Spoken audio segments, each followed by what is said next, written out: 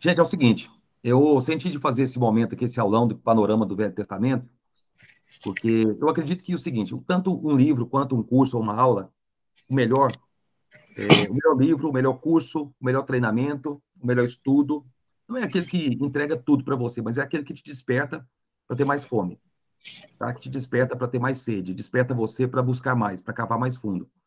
E eu sempre tive no meu coração esse desejo, e é uma coisa que eu faço já há muito tempo, que é poder ensinar a palavra, que é poder transbordar aí as escrituras, desvendar aí os mistérios da palavra. Eu amo isso.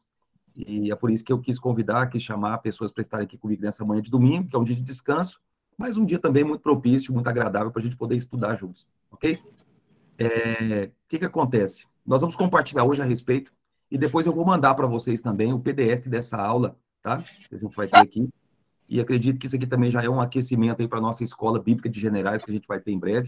Estamos tendo as nossas lives aí, as missões, né? Na plataforma QGR. E depois a gente vai ter também as nossas aulas aí da Escola Bíblica dos Generais. Maravilha. Antes de começar, deixa eu falar para vocês o que a gente vai conversar aqui hoje. Eu vou falar com vocês aqui uma panorama do Velho Testamento. De Abraão até Esther, tá bom?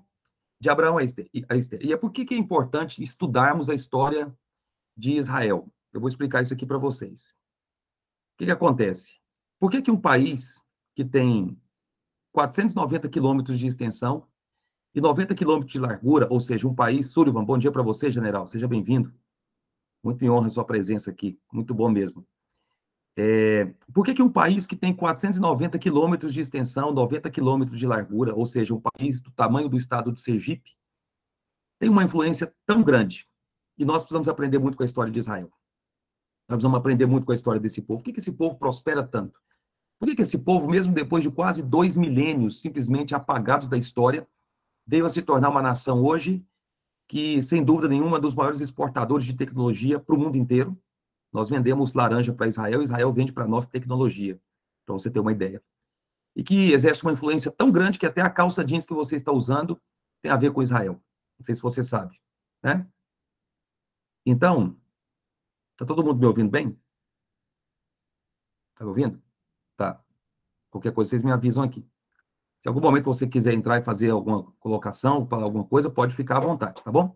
Então, por que um país tão pequeno exerce um poder tão grande de influência sobre o mundo? Não é por acaso. Esse país, sem dúvida, tem um favor de Deus sobre a vida deles. É claro que hoje, Israel, você vai encontrar no meio do povo de Israel hoje, pelo menos 3 categorias de israelenses. E não significa que todo israelense é um judeu, tá? Você vai encontrar no Estado de Israel hoje até pessoas que não creem em Deus, pessoas céticas. Eu tive a oportunidade de ir a Israel há uns 6 anos atrás, fez 6 anos exatamente agora. E andando por Israel, nós descobrimos muitas coisas, né, que você não conhece aqui, estando do outro lado do mundo. Só indo mesmo em Israel para você entender como que certas coisas funcionam. Um país altamente desenvolvido, país de primeiro mundo. E por que esse povo, inclusive, detém pelo menos cerca de 25% de todos os prêmios Nobel que já foram entregues? Um país tão pequeno. Não é por acaso. Eu quero explicar para vocês aqui hoje o significado disso. Qual é o significado espiritual disso? Quem foram os grandes personagens da história que Deus levantou, desde Abraão até a rainha Esther, para trazer esse mover, para Deus se manifestar e se revelar na terra? A gente gosta de falar aqui no Brasil, né? Deus é brasileiro. Não, Deus não é brasileiro. Deus também não é judeu. Deus não é norte-americano. Mas uma coisa eu posso te dizer: Israel cumpre um papel fundamental e muito importante do plano de Deus. Não é por acaso que as pessoas modelam tanto o Estado de Israel. Eu estava vendo recentemente, inclusive, inúmeras caravanas de grandes players aí do mercado, grandes investidores, indo para Israel para aprender o altíssimo nível, o altíssimo grau de desenvolvimento deles na área de startups.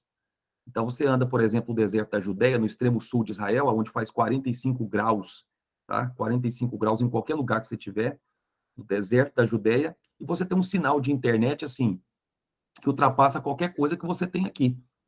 Tanta perfeição e o tanto que eles são bons nisso. Então, eles fazem nascer no meio do deserto, no meio do nada, um oásis de desenvolvimento. Isso não é por acaso. Deus realmente tem uma aliança com esse povo. E nós temos que aprender muito com a história do povo de Israel hoje, se queremos prosperar em todas as áreas da vida. Tá certo? Então, eu quero falar um pouco disso. Mas antes também, deixa eu apresentar para vocês algumas coisas aqui. eu gosto sempre de... talvez vocês possam conhecer, mas caso não conheçam, acredito que vale a pena você ter algumas fontes também de informação, de estudo. Eu quero indicar para vocês aqui algumas fontes. Deixa eu só tomar o meu leite com café aqui, que eu faço questão de tomar todo dia cedo. Uma aguinha com limão para começar, depois um leite com café. Muito, muito bom. O que acontece? Tem algumas Bíblias que eu tenho aqui. Eu deixei para vocês antes, aí no chat, eu deixei para vocês um link de uma Bíblia que eu utilizo, muito boa. Se você quiser ter no seu celular, para você que quer pesquisar, tá? O aplicativo My Bible, eu deixei um tutorial aí, aí nos comentários. Vocês podem acessar isso lá depois, tá? Um aplicativo muito bom que você vai ter mais de 30 versões aí da Bíblia. Você vai encontrar lá a King James, a Bíblia de Jerusalém, você vai encontrar a NVI, você vai encontrar a revista atualizada, enfim, pelo menos uns 20 ou 30 modelos de Bíblia lá, tá? Com dicionários de Strongs. Quais são as melhores Bíblias para estudo? É claro que aquela Olive Tree é uma Bíblia muito boa, você baixa ela aí pelo seu aplicativo e tal, mas essa Bíblia que eu estou te dizendo, a Olive Tree, se você quer ali os acessos mais profundos para estudos, você vai ter que pagar. Mas essa que eu estou te dizendo, ela já tem tudo isso grátis. Ela tem outros vários estudos e inúmeros modos também de pesquisa, mapas, ou seja, completa. Eu deixei para vocês aí nos comentários também o link dessa Bíblia para você baixar aí para o teu celular depois e ter um tutorial explicando como que você faz isso. E é claro que hoje pouca gente utiliza a Bíblia de papel, né? Mas eu gosto de utilizar algumas Bíblias aqui. Essa Bíblia aqui, por exemplo, é a Bíblia arqueológica, tá? Bíblia arqueológica é uma Bíblia que eu gosto mais de estudar. Então, ela é toda cheia de mapas, é toda cheia de estudos também aqui dentro. Só vou mostrar aqui, claro, não vai dar para vocês verem direito, mas tá aqui. É a Bíblia arqueológica, é uma Bíblia que eu gosto mais de estudar. Ela tem mapas, tem uma série aqui de estudos.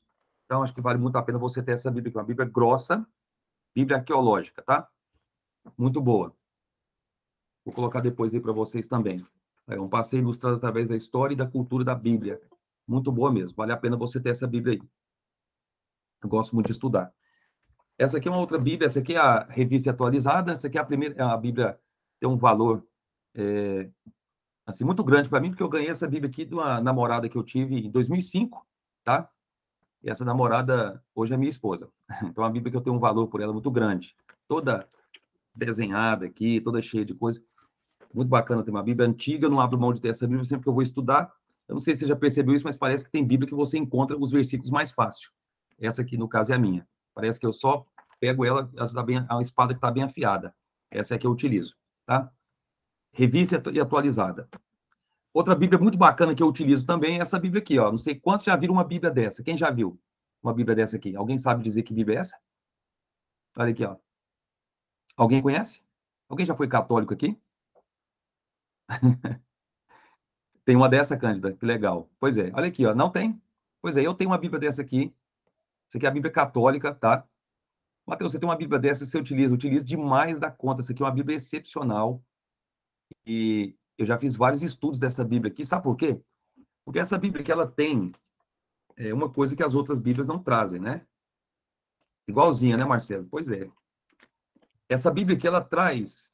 E, por exemplo, deixa eu te fazer uma pergunta. O que você sabe do período intertestamentário? O que é o período intertestamentário? Aquele ato que existe entre o Velho e o Novo Testamento. São 400 anos de silêncio de Deus. O que você sabe desse período? Por exemplo, o que você sabe a respeito do período de Alexandre o Grande? O que você sabe, por exemplo, a respeito do período dos Macabeus? Você já ouviu falar disso? O que você sabe, por exemplo, a respeito do período em que os romanos assumem o controle da Judéia? Alguém sabe? Não. Nós conhecemos muito pouco a respeito disso. Mas essa Bíblia aqui, né? Pois é, Cândida, certamente você estudou bastante essa Bíblia aqui. Então, assim, essa é a Bíblia que os padres utilizam e que é uma Bíblia muito boa. E essa Bíblia traz os 12 livros que são chamados livros apócrifos, ou os livros não canônicos, tá bom? Essa Bíblia traz esses livros, então vale muito a pena você estudar, porque ela fala exatamente desse período intertestamentário. Porque você sabe, a Bíblia termina no Velho Testamento, lá no livro de Malaquias, no período ali da rainha Esther, mais ou menos, no período do retorno, tá? Do exílio da Babilônia. E depois disso você tem 400 anos de silêncio, como é chamado aí dentre os estudiosos. 400 anos de silêncio até que você entra lá no Novo Testamento. Pouco se sabe a respeito desse período, então vale muito a pena você ter essa Bíblia aqui para você estudar também. Tá ok? E aqui uma outra Bíblia que eu tenho por ela um apreço muito grande, eu não sei quantos aqui conhecem, a Bíblia cronológica. Alguém conhece essa Bíblia? Alguém conhece? A Bíblia em ordem cronológica? Alguém já ouviu falar? Alguém conhece? Então vocês têm que comprar essa Bíblia aqui para ontem, tá? A Bíblia em ordem cronológica. Por quê? Por que a Bíblia cronológica? Porque quando você abre a sua Bíblia normal aí, por exemplo, ela aparece lá assim, ó. No princípio, criou Deus os céus e a terra, não é isso? Não é isso? É o primeiro versículo da Bíblia? Pois é. Quando você abre essa Bíblia aqui, vou mostrar para vocês aqui. Quando você abre a Bíblia em ordem cronológica, qual é o primeiro versículo que você acha que está aqui? João, capítulo 1, versículo 1. É o primeiro versículo dessa Bíblia. Olha aqui, ó. No princípio era aquele que é a palavra, era aquele que é a palavra. Ótimo, vou mandar tudinho, viu, Surya? Pode deixar. E ele estava com Deus, e ele era Deus, e estava com Deus no princípio. Por que que esse é o primeiro versículo dessa Bíblia cronológica? Porque isso aqui é o princípio da eternidade, viu? Em Gênesis, nós temos o princípio do tempo, mas aqui nós temos o princípio da eternidade, tá? Deus é um Deus que era, que é e que há de ser sempre. Ele não tem início de dias e não tem fim de dias. Ele é a palavra. E a palavra já estava lá no início. Então, essa Bíblia aqui é formidável. Por quê? Porque você vai encontrar N passagens, versículos, que estão colocadas de ordem, numa forma cronológica, de tempo. Tá bom? Por exemplo, se você vai aqui, o segundo versículo dessa Bíblia, que é o Salmo 90. O segundo versículo, que diz assim, ó. Antes de nascerem os montes, versículo maravilhoso, inclusive. E de criares a terra e o mundo,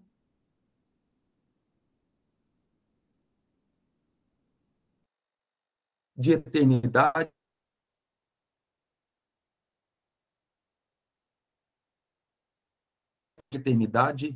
tu és.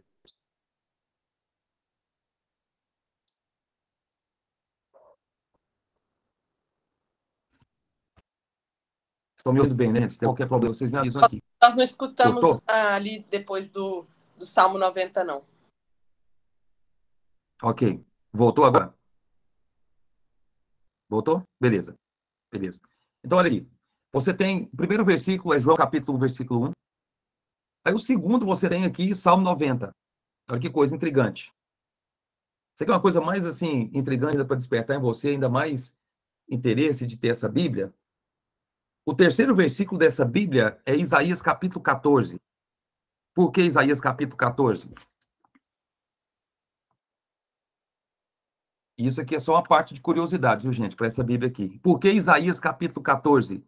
Porque é Isaías capítulo 14 que fala da queda de Lúcifer. Opa, entendeu? Isaías capítulo 14 é que fala da queda de Lúcifer. Então é o terceiro versículo dessa Bíblia aqui, tá? Ele vai explicar a queda de Satanás e depois nós vamos ter todo o desenrolar da história. Então, se você puder, adquire essa Bíblia que vai fazer muito sentido. Não é uma Bíblia para você levar para qualquer lugar para ensinar. A gente se perde muito facilmente nela. Mas é uma Bíblia para você ter consigo para estudar, tá? Beleza.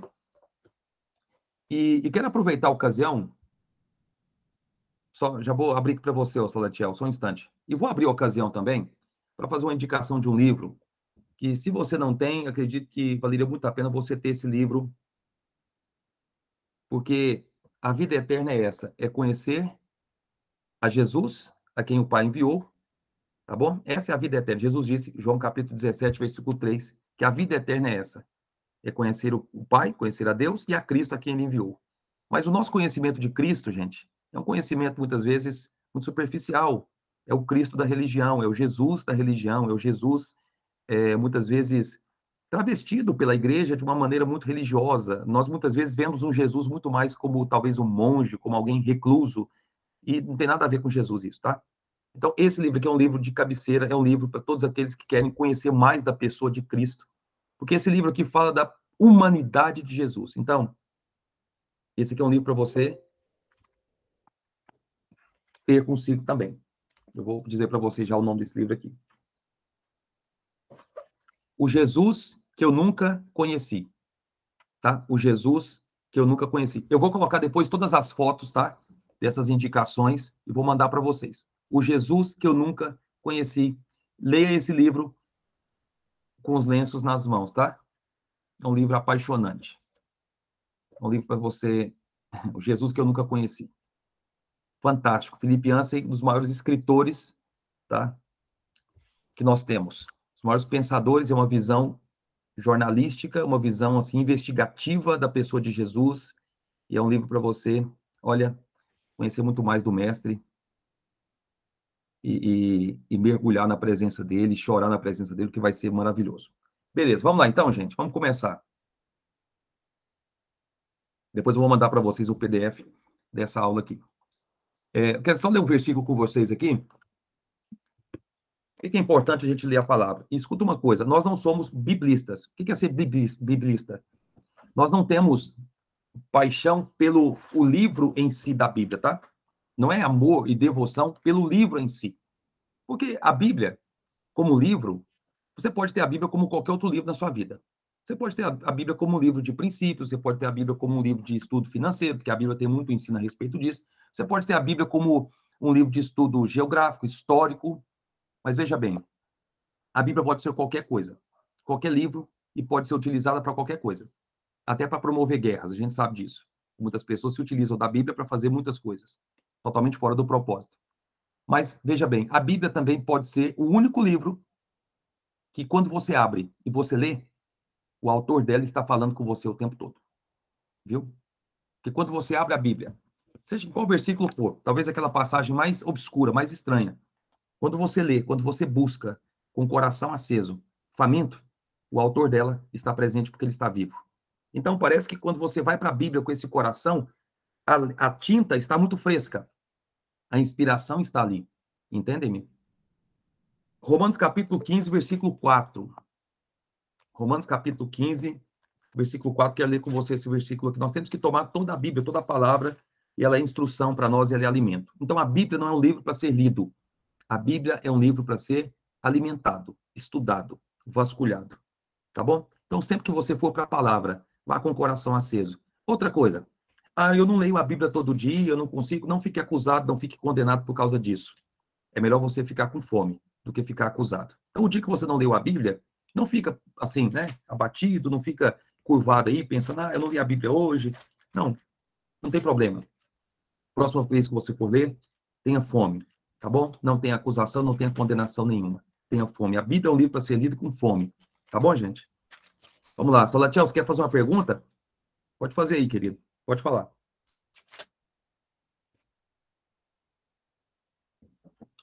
Quer fazer uma pergunta? Você quer colocar aqui da mensagem no chat aqui? Pode ficar à vontade. Você está me ouvindo aí, Salatiel? Pode perguntar. Pode falar. Eu não estou te ouvindo. Liga seu microfone aí, por favor, querido.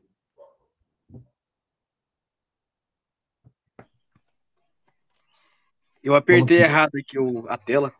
Tá bom. Ok.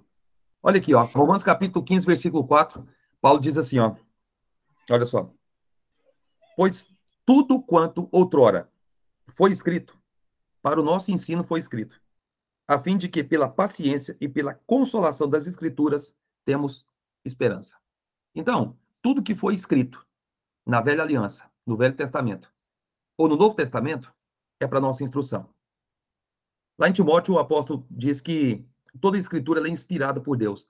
Então, veja bem, você tem cerca de 40 homens que num período de mais de 2.000 anos de história, vivendo em contextos sociais, culturais, históricos e geográficos totalmente diferentes, eles escreveram inspirados pelo Espírito. E essa palavra, ela se completa perfeitamente. Por que é importante estudar cada parte da Bíblia? Porque se você não, por exemplo, se você não estuda o Velho Testamento, se você não estuda os profetas, se você não estuda o Pentateuco, se você não estuda os livros históricos, os livros poéticos, se você não estuda esses livros, como que você vai entender certas passagens do Novo Testamento? Não tem como você entender.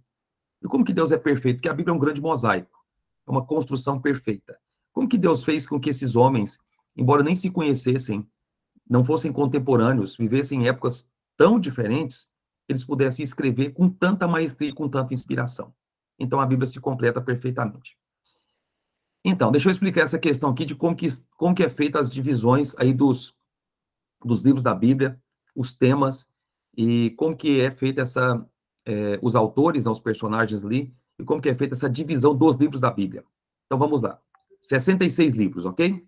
Se vocês quiserem anotar aí, vamos lá. Vamos passar livro por livro aqui. 66 livros da Bíblia. Nós começamos com os 5 primeiros livros da Bíblia. Por que é chamado Pentateuco? Tá? Teuco é lei, penta é 5, então são os 5 livros da lei. Por isso nós chamamos Pentateuco, tá? Os primeiros 5 livros: Gênesis, Êxodo, Levítico, Números e Deuteronômio. Esses 5 primeiros livros são chamados de quê? Pentateuco. Quem escreveu? Estudiosos de todos os tempos concordam, quase que em unanimidade, que Moisés escreveu esses 5 primeiros livros. Então, os 5 primeiros livros da Bíblia, Pentateuco, tá? Gênesis, Êxodo, Levítico, Números e Deuteronômio, cada um deles tem um propósito específico. Gênesis, a criação. Ou seja, Gênesis é o livro semente, tudo começa ali. Se você quer entender como que as coisas funcionam no decorrer da Bíblia, você tem que ir lá em Gênesis, para entender, por meio da lei da primeira menção, como que tudo isso foi semeado, lá em Gênesis. Então, tudo que está em Gênesis é uma semente, é o início, tá? De tudo. Então, Gênesis. Êxodo é o livro da saída, é o livro da libertação, a saída do povo do Egito, é o tema central. Levítico é o livro do culto, é Deus organizando o seu povo para celebrar a ele uma festa no deserto. O livro de Números é um livro de conquista, é um livro de exército, é onde Deus transforma o seu povo num exército, eu vou explicar isso depois. E Deuteronômio é um livro que repete toda a lei. Deuteronômio é uma repetição de todos os preceitos da lei. O Antigo Testamento, ele é resumido entre lei e profetas, tá? Jesus se referia ao Velho Testamento, dizendo, ó, a lei e os profetas. É como se resumia o Velho Testamento. Depois dos 5 livros, você tem aquilo que nós chamamos de livros históricos. São 12 livros históricos. E esse período dos livros históricos, importante entender o seguinte, que todo o Velho Testamento, com exceção, é claro, ali do período do Pentateuco, todo o Velho Testamento está contido, condensado, dentro dos livros históricos. E é onde nós vamos encontrar a maior gama de personagens. Então, vamos lá. Próxima divisão. Livros históricos. Quem são os livros históricos? Vamos lá. Primeiro, Josué. Viu? Josué. Segundo, Juízes. Isso, 12 livros históricos. Primeiro, Josué. Essa é a divisão, tá? Livros históricos. Primeiro, Josué. Segundo, Juízes. Terceiro, Ruth. Quarto, primeiro, Samuel. Quinto, segundo Samuel. Depois, primeiro Reis. Depois, segundo Reis. Depois vem primeiro Crônicas. Segundo Crônicas. Eu sei que é uma bobagem que eu vou falar aqui, tá? Isso aqui tanto faz a maneira como você fala, mas é só a título de... Isso é coisa de gente chata, viu, gente? Vai desculpando aí. A gente fala primeira Reis, não é primeira Reis, é primeiro Reis, porque é livro, tá? Quando você fala primeira Coríntios, beleza, é porque é carta, né? Então, a diferença básica aí, mas é só chatice mesmo, tá bom? Vamos lá. Primeira Crônicas, segundo Crônicas, aí você tem Esdras, Neemias e Esther. Tá bom? Então, nós fizemos aqui 12 livros. Deu certo aí? Esdras, Neemias e Esther. Esses livros são chamados de livros históricos. Ok? Josué, Juízes, Ruth, primeiro, segundo Samuel, primeiro, segundo Reis, primeiro, segundo Crônicas, Esdras, Neemias e Esther. Tá bom? Toda a história do povo de Deus no Velho Testamento está contida dentro desses livros aí. Beleza. Próxima divisão. E essas divisões são das nossas Bíblias, tá? Porque a Bíblia hebraica, por exemplo, não tem essas divisões. Não tem essas divisões. Nós temos pelo menos umas 5 divisões na Bíblia toda, mas na Bíblia hebraica não é assim. E depois eu vou falar sobre isso. Mas vamos lá. Desculpa. Próxima divisão. Nós temos os livros que nós chamamos de livros poéticos. Quais são os livros poéticos? Livros poéticos. Os livros poéticos são esses aqui, ó. Jó. Eu só uma curiosidade. O livro de Jó, ele está lá de Salmos, na Bíblia, se você abrir, certo? Só que Jó, ele é um patriarca, possivelmente até da própria época de Abraão, tá?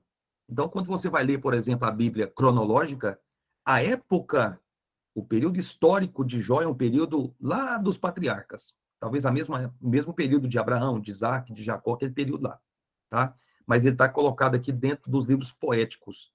A cultura hebraica decidiu que esse livro ele tinha esse enredo de poesia, esse enredo como também Salmos, Provérbios, Eclesiastes. Nós temos 5 livros chamados também de livros poéticos, é outra divisão. Jó, Salmos, Provérbios, Eclesiastes e Cântico dos Cânticos. São 5 livros. Tá bom? Jó, possivelmente o próprio escreveu, ou talvez algum outro dos profetas. Salmos, grande parte dos Salmos, Davi que escreveu. Provérbios, Eclesiastes e Cantares, não há a menor dúvida que seja Salomão o autor desses livros. 5 livros que nós chamamos de livros poéticos, tá? Vamos lá. Depois nós temos ali uma divisão chamada de livros, que nós chamamos de livros dos profetas maiores. Aí tem uma divisão que nós chamamos de profetas maiores e profetas menores. Por que disso? Você vai pegar livros, por exemplo, como? Quem são os profetas maiores? Profetas maiores. Vamos lá. Isaías, que foi o profeta que mais falou de Jesus, mais falou da vinda do Messias. Isaías, que inclusive tem 66 capítulos, e possivelmente cada um desses capítulos corresponde a um livro da Bíblia, tá?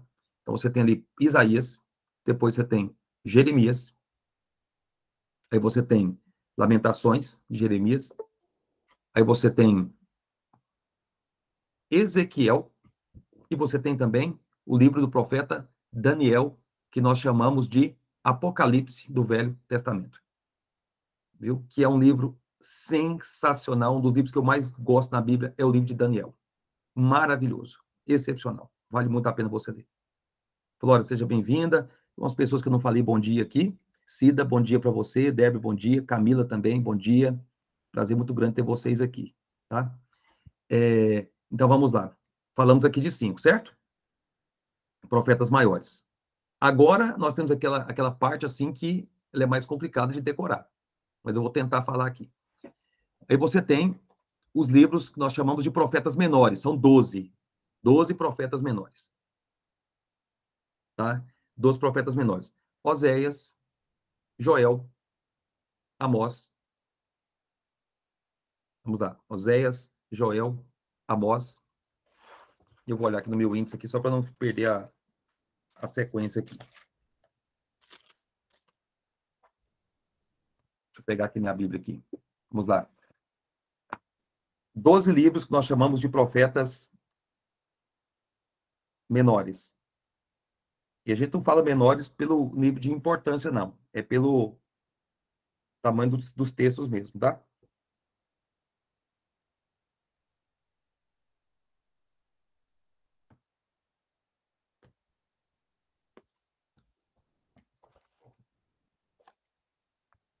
Dos livros dos profetas menores. Vamos lá, deixa eu passar para vocês aqui.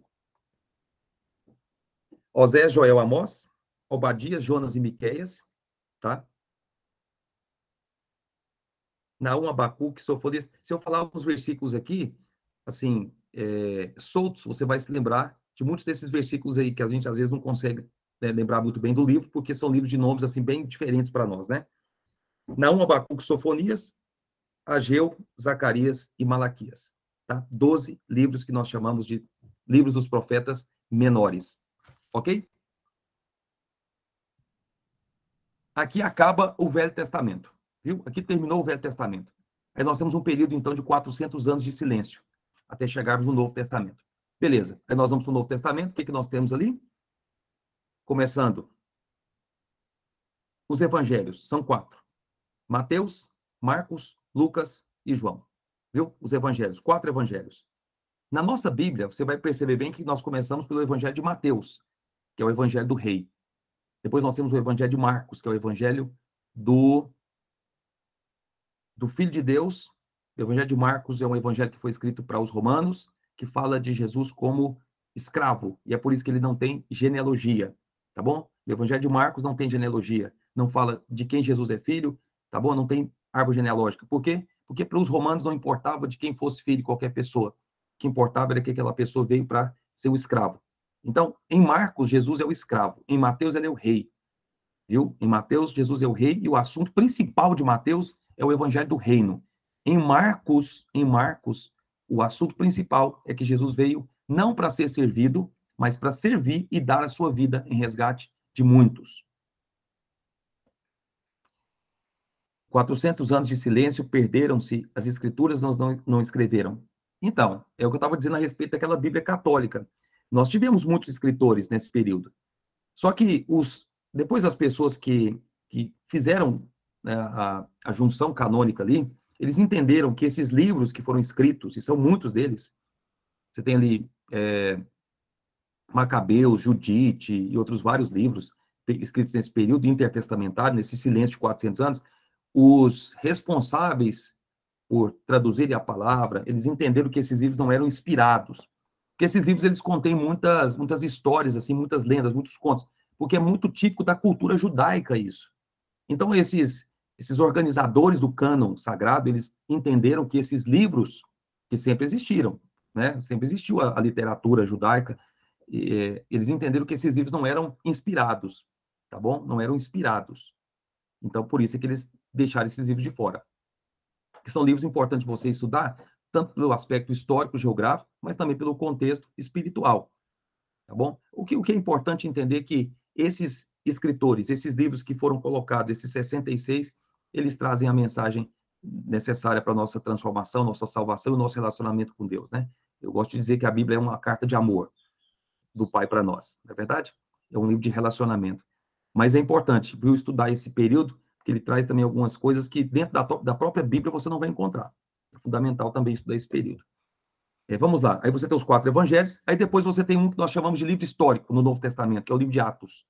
Tá bom? É como essa comunidade, como essa eclesia, como essa assembleia, como esse grupo, essa tribo que Jesus formou, né? Como que essa comunidade de discípulos, ela vai se mover na terra agora. Você vai encontrar isso aonde? No livro de Atos, que nós chamamos de o livro histórico do Novo Testamento. Tá bom?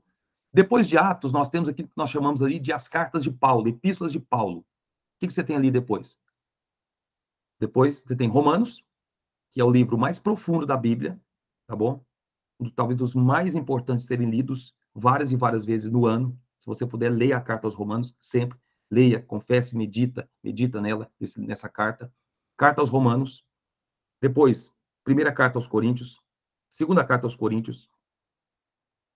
Carta aos Gálatas. Depois, Efésios, Filipenses, Colossenses, primeira Tessalonicenses, segunda Tessalonicenses, tá bom? Aqui termina as cartas de Paulo para a igreja, as cartas de correção, as cartas de inspiração, todas essas cartas. E só fazer uma observação aqui, gente, só fazer uma observação. Porque quando você está lendo a Bíblia, quando você está estudando um livro, geralmente você precisa dos outros, é uma chave. Você se servir de outros livros da Bíblia para estudar um livro da Bíblia. Quando você pega um livro para estudar, você acaba precisando de outros livros. São chaves, né? Para você poder compreender aquele texto ali. Você tem duas coisas dentro das cartas. Quando você abre, por exemplo, a carta aos Romanos, você lê até o capítulo 12, por exemplo, você tem um padrão de ensino. Do capítulo 12 em diante, só para citar um exemplo, você tem um outro padrão, parece que muda. Mas não é que muda, é porque você tem duas coisas dentro do escrito sagrado. Você tem uma palavra que no grego se chama querigma, viu? O que é querigma? Querigma é proclamação.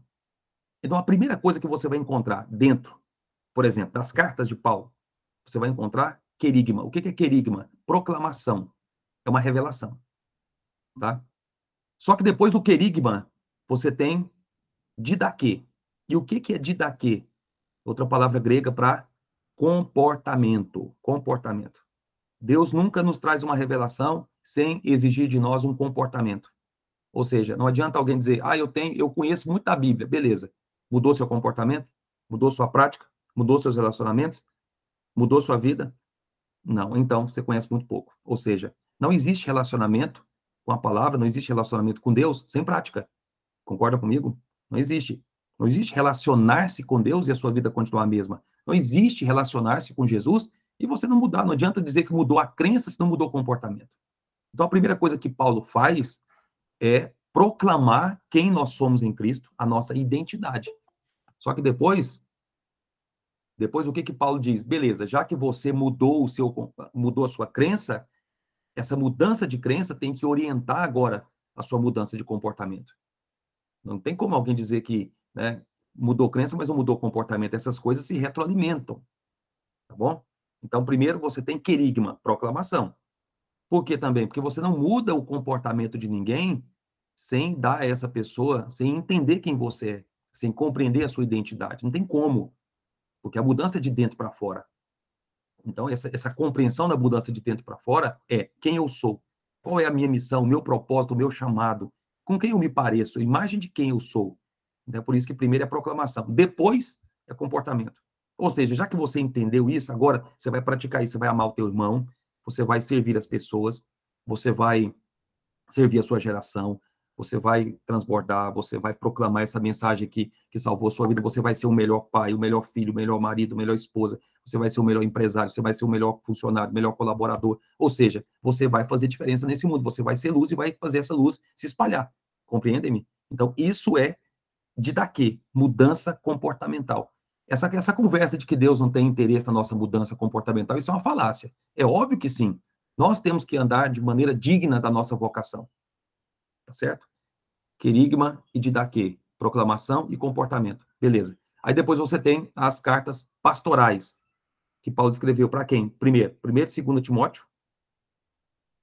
Primeiro e segundo Timóteo, Tito e Filemon. São as cartas que Paulo escreveu para os seus discípulos, cartas pastorais. E Paulo está ensinando como conduzir o povo de Deus, tá? Como liderar o povo de Deus. Qual é a missão desse discípulo, seja ele evangelista, mestre, pastor, apóstolo, profeta, essa pessoa que Deus vai usar, esse líder espiritual? Qual deve ser a postura dele? Nós chamamos aí, então, de epístolas pastorais. Depois, você tem, no Novo Testamento, as epístolas gerais. Epístolas gerais. Que cartas são essas das epístolas gerais? Você tem Tiago, né? Hebreus, Tiago, melhor dizendo nessa ordem, Hebreus, Tiago, primeira e segunda carta de Pedro, primeira, segunda, terceira carta de João e a carta de Judas. E esse Judas, viu, gente? Tanto esse Tiago aí, quanto esse Judas foram irmãos do Senhor Jesus, viu? Irmãos mesmo. Tá? Irmãos de Jesus, na carne.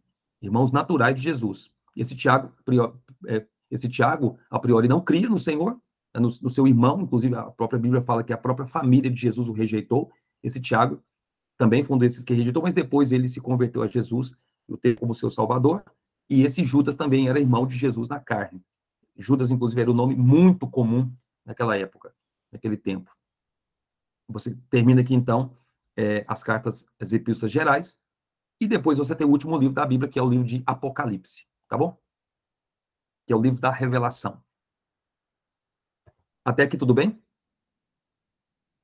Estão comigo?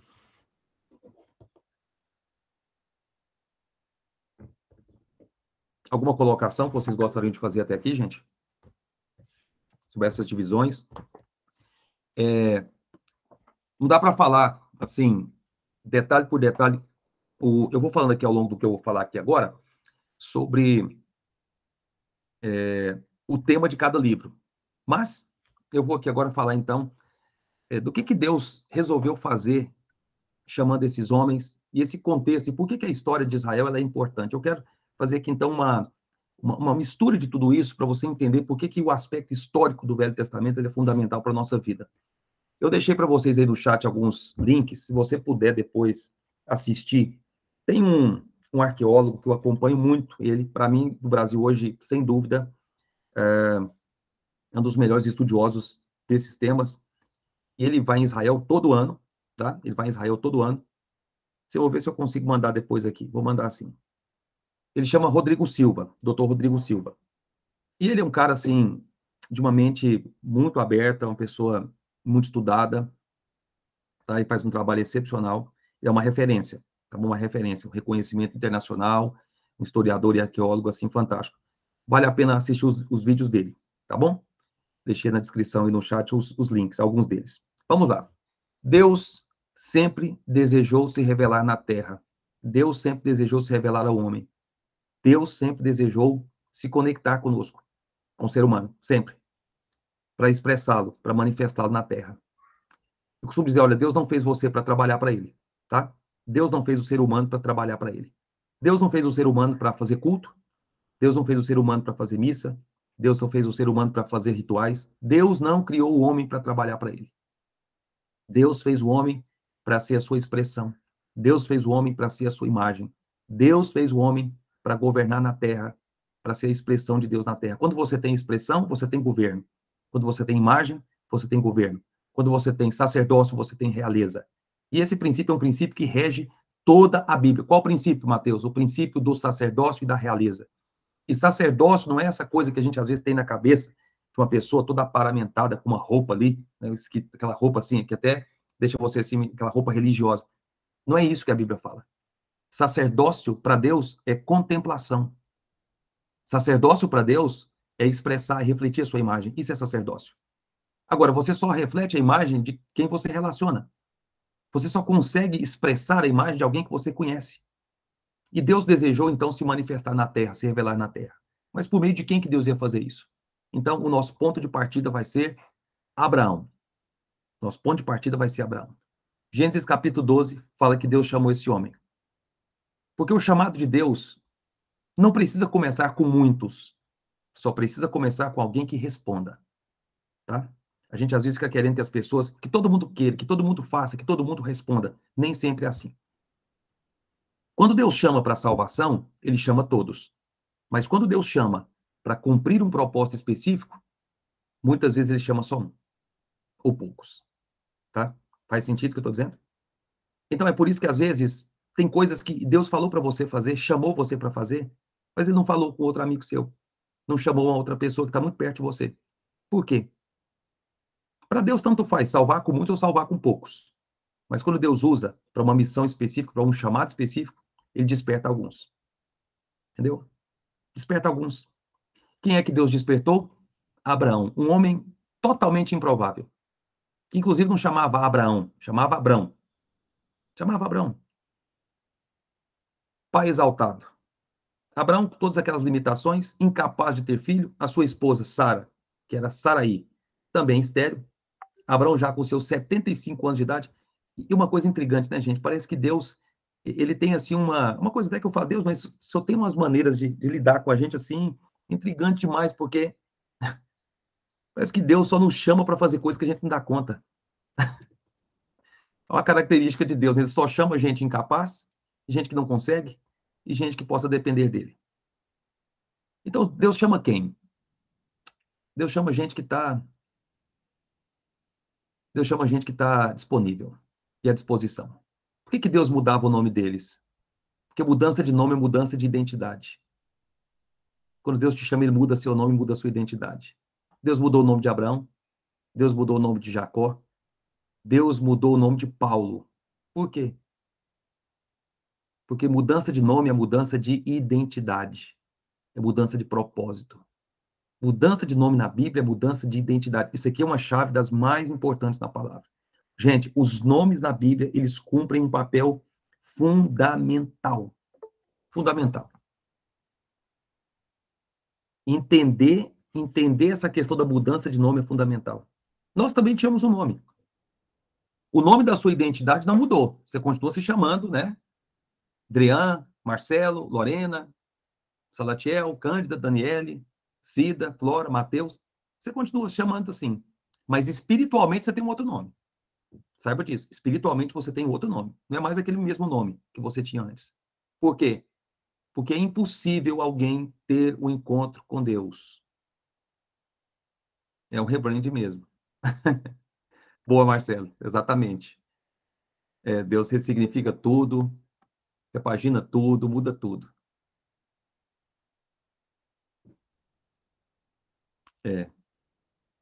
Vamos falar sobre isso. Então, Deus muda o nome de Abraão. Deus muda o nome de Abraão. Nós tínhamos um nome antes. Aqui fica uma pergunta para você que está aqui, querido. Qual era seu nome antes? Qual é o seu nome agora? Sullivan era quem? Como que as pessoas conheciam Sullivan? Como que as pessoas conheciam Carla, Rebeca? Como que as pessoas te conheciam? As pessoas te conheciam como o quê? Ou enrolado? As pessoas te conheciam como quem? Ou tímido? Ou medroso? A medrosa? Né? Como é que as pessoas te conheciam? Ou truculento? Ou bruto? Como é que as pessoas te conheciam? Né? Agora, como que as pessoas te veem? Mas sabe, não é importante a audiência das pessoas. Você tem sempre que lembrar o seguinte: o que importa para mim, o que importa para mim é a audiência do um. O que é a audiência do um? É o que aconteceu com Jesus quando ele saiu das águas do batismo. O que é a audiência do um? Lembra disso? Instale esse driver aí. A audiência do um. Esse é o meu filho amado, em quem eu tenho meu total prazer. Eu quero te dizer, você é o filho amado de Deus, em quem ele tem total prazer. Você era o ogro. Inimaginável, né, Marcelo? Cara de um coração grande, cara tão amável. Pois é, mas nós éramos assim, o enganador, o mentiroso, o fujão, né, para não dizer outras várias coisas aqui. Éramos nós. Assim também era Abraão, assim também era Paulo, assim também eram todos esses homens. Mas eu vou te dizer, olha, você está se relacionando com um Deus que coloca um mas na história.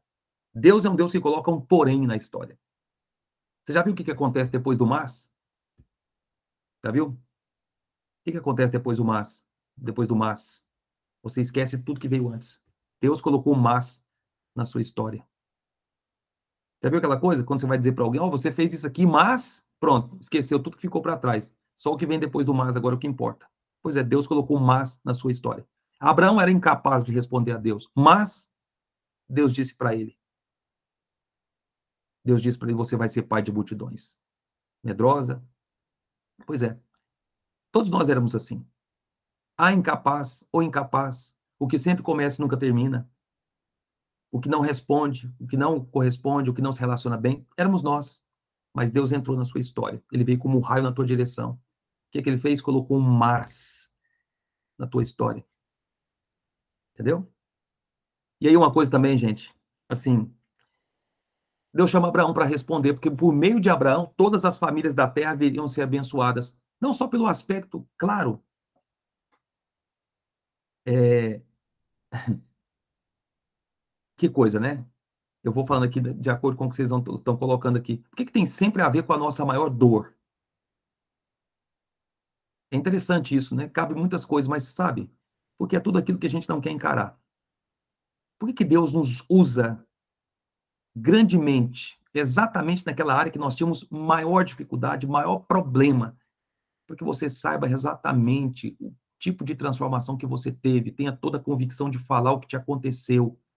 Você era uma pessoa totalmente cética, você era uma pessoa, de repente, totalmente incrédula. O que vai acontecer? Fatalmente, você vai encontrar muita gente desse jeito na sua frente. É o que geralmente acontece. Ser uma pessoa ferida, amargurada, né, rejeitada, você geralmente vai atrair pessoas assim, porque Deus, ele orquestra tudo para colocar na sua frente gente que tinha problema de encarar essas dores e coloca você na frente. Por quê? Deus faz isso como um processo de identificação. Identificação. Eu sei que muitos de nós nos perguntamos isso, né? Por que eu acabo tendo que encontrar gente que tinha as mesmas dores que eu tinha? É por isso que a gente fala sempre, né, que o seu propósito tem a ver, está ligado diretamente com as suas, né, com as suas dificuldades, estão ligadas diretamente às suas dores, né, tem ligação com o seu propósito, os seus bloqueios, né, suas travas. Entende o que eu estou dizendo? Por que Deus faz isso? Seu bloqueio tem intimidade com o seu propósito. Isso mesmo. Mas por quê? Porque tudo que as pessoas não querem encarar o desconhecido. E todo homem e mulher chamado por Deus vai ter que encarar o desconhecido. E o desconhecido, muitas vezes, é você ter que lidar com aquela dor desconfortável que você fica adulando durante muito tempo. Sabe, você fica ali adulando, pegando essa dor no colo, essa dor já se tornou familiar. Todos nós temos aquelas dores familiares que nós temos que nos desvencilhar delas. Então, é um processo de total identificação. E aí Deus manda Abraão sair da sua terra e da sua parentela. Esse lugar hoje, geograficamente, é o Iraque, o dos caldeus. Abraão estava lá numa terra idólatra e Deus chamou Abraão. É engraçado, por que Deus chamou Abraão? Não chamou seus primos. Deus não chamou os outros irmãos dele. Por quê? Porque quando Deus chama para uma missão específica, é uma coisa muito íntima sua, não tem como você explicar. E é por isso que você fica tentando explicar para certas pessoas o que você faz, elas não entendem. Não adianta, elas não vão entender. Não vão entender. Você só tem que estender as mãos para ser um instrumento para servi-las. Elas não têm que entender a sua missão. Elas não têm que entender. E não vão entender. Deus chama Abraão. Abraão, sai da tua terra e da tua parentela e vai para uma terra que eu vou te mostrar. Vai para uma terra que eu vou te mostrar. Mas que terra? Aí outra coisa também interessante, né? Já percebeu que Deus também não dá o mapa completo? Ó, você vai sair daqui, você vai passar acolá, você vai colocar os seus pés ali, eu vou te mandar tal pessoa, vai acontecer isso tal dia, tal hora, em tal lugar, eu vou te mandar tal valor na sua conta bancária para você fazer isso. Já percebeu que Deus não nos dá detalhes? Já percebeu? Cara, Deus não dá detalhe de onde ele vai nos levar, por isso que não é uma viagem, é uma jornada. É uma jornada. Andar com Deus é uma jornada porque é descoberta. Você não pode dizer que conhece a Deus se você não tem história com ele. E eu vou te falar uma coisa. Contar a história dos outros é como calçar um sapato e uma roupa que não te pertence. Chega um momento que é importante você ter a sua história. E tem a ver com isso também, essa questão dos bloqueios e do propósito. Porque tem a ver com a sua história. Tem a ver com o que você experimentou. E é por isso que Deus vai usar você para curar muitas pessoas que passaram pela mesma coisa que você passou, pelos problemas que você enfrentou, porque tem que se identificar perfeitamente com a situação delas. Por que Jesus se fez gente? Por que Jesus se fez homem? Para saber exatamente o que nós passamos, o que nós vivemos, para ser o Salvador perfeito que nós precisávamos. Escuta uma coisa que eu vou te falar aqui. Jesus não morreu como super-herói, como mártir. Ele morreu como Salvador. Entende o que eu estou dizendo? Seria muito legal e muito bonito, e os discípulos talvez não teriam tido nenhum problema se eles tivessem dito que Jesus morreu e virou um mártir, que estava na sepultura. Eles não teriam nenhum problema. Quando eles falaram que esse Jesus ressuscitou dos mortos, começou todo problema na vida deles, toda desgraça na vida deles, para dizer assim. Toda treta começou aí. Entende o que eu estou dizendo? Então vamos lá. Aí Deus chama Abraão, fala, Abraão, sai da tua terra, da tua parentela, e você vai para uma terra que eu vou te mostrar. Existe um código aqui na vida de Abraão, dentre tantos, mas um eu quero deixar para você aqui. Deus muitas vezes não te dá o mapa completo, não te dá a direção total, não fala, vai ser ali ou vai ser acolá. Mas uma coisa Deus te diz, é daí que você tem que sair. Você pode não, escuta isso aqui, vale a pena até você anotar isso. Você pode não ter a certeza do lugar para onde você deve ir, mas você tem que ter plena convicção de qual lugar é para você sair, aonde que você não pode ficar mais. E quando eu falo isso, eu estou falando de quê? Certos ambientes, certas companhias, certas posturas, sabe? Certas atitudes, certos relacionamentos. Isso mesmo. Deus vai iluminando o caminho. Você vai entrando, você vai caminhando. Ele vai colocando o chão, você vai colocando o pé, né? Você parece que está caminhando. E olha, andar com Deus não é andar num caminho escuro. Andar com Deus não é andar assim, sem saber para onde você está indo. Claro que não. O Espírito vai te mostrando, vai te revelando. Também a palavra diz que Deus ele abre o caminho dos homens de bem, né? Então essa convicção é fundamental. Agora você tem que ter convicção. De onde é que é para você sair? De onde? Como ter essa convicção? Porque a grande pergunta é essa, né? Relacionamento. Relacionamento. Você não confia em quem você não conhece. Você não se assegura, você não se joga nos braços. Seu filho, quem é pai aqui sabe o que eu estou dizendo. Seu filho não se joga nos braços de alguém que ele não conhece. Mas por que ele se joga nos seus? Porque ele sabe. Porque ele já ouviu. Porque ele sabe que você vai pegar. Convicção só vem por meio de relacionamento. Não tem jeito. Relacionamento, é intimidade, é ouvir a voz. Ouvir a voz. É compreender a voz. E para isso, é aquela coisa simples, gente. Ouvir a Deus não é difícil. Por que a religião ela nos atrapalha, ela mata o nosso relacionamento com Deus? Porque é tudo que o homem cria, sabe? Assim, de subterfúgios, cria de cartilhas, de coisas, de modos como Deus funciona. E Deus não é assim. Deus não é assim. Sabe aquela coisa, aquela conversa bem íntima? Deus, me arruma até uma vaga de estacionamento naquela rua, porque assim, eu não estou afim de ficar andando 3 quadras, 2 quarteirões para colocar meu carro. Me coloca num lugar seguro. Sabe essa oração que você acha que Deus não ouve? Essa coisa, não, mas não tem. Deus vai ouvir essas coisas? É claro que vai. Não tem nada grande que ele não faça, não tem nada que seja tão pequeno que ele não se importe em relação à sua vida. Se você é o que está na jogada, na equação, para Deus tudo importa. Como ter essa convicção? Caminhando, descobrindo, relacionando. E é gradativo, viu? É gradativo. Todo relacionamento funciona assim, você vai conhecendo aos poucos. A experiência de ontem, ela é um vislumbre assim daquilo que vai ser a experiência de hoje. É crescimento em fé. Nós muitas vezes temos medo de falar uma palavra para alguém, temos medo de orar para uma pessoa, nós temos medo de repente de fazer um tipo de, sei lá, de um negócio, um investimento, alguma coisa. Nós estamos em um processo de aprendizado. Agora, você nunca vai conhecer se você não se arriscar. Tem que se arriscar. Tem que ter essa atitude. Qual a atitude? De se arriscar, de se jogar. Tem uma coisa interessante, viu, Sullivan e todos vocês aqui, sobre isso, que é mais ou menos assim. Uma frase que ela diz assim, ó, primeiro, eu me lanço do penhasco, e na descida, eu crio as minhas asas. Em outras palavras, Deus é como aquela águia, aquela mãe águia que empurra os filhotes ali do ninho. Aí quando parece que eles vão cair, ela vem, pega ele e levanta novamente. Daqui a pouco faz esse teste de novo. Mas daqui a pouco, ela joga novamente. Quando ele está caindo, está quase se esborrachando as pedras, a mãe águia vem e o levanta novamente, até que ele consiga voar sozinho, até que ele consiga sair de uma vez por todas daquele penhasco. Tem que se lançar. O recado do pai para vocês aqui hoje, ó, se joga. Nessa semana agora, se joga. Vai para a oração no teu carro, põe uma canção, está ouvindo algo, fala com ele. Se volta para dentro, caminha para dentro, e ele vai falar com você. Da forma mais simples. E ouça a sua intuição. Ouça a sua intuição. Quem aqui já teve aquela experiência assim? Você não consegue explicar bem o que é, mas tem alguma coisa dentro de você falando para você assim, ó, faz isso. Já tiveram esse tipo de coisa? Fala aquilo, liga para aquela pessoa. Já teve essa. Pois é, o nome disso é intuição.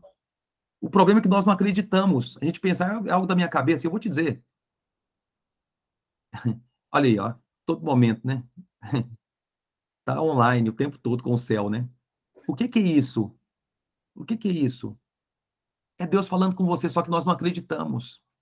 Tive N experiências dessa, por exemplo, de Deus até me mandando ligar para um cliente. Deus me deu até o nome da cidade, liga para aquele cliente naquela cidade.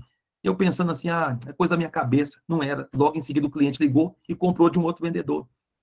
Que coisa mais estranha. E era para mim aquilo lá. E eu perdi. Aprendizado. Aprendizado. Então, aprenda e assim, se joga. Nós todos estamos em um processo de aprendizado. E aí, voltando para cá, se vê, Abraão foi alguém que teve que aprender a ouvir a Deus. Aprendeu. Que aprendeu a ouvir a Deus. Depois de Abraão, o que acontece? Olha esse processo aqui, gente. Olha esse processo aqui. Que maravilha.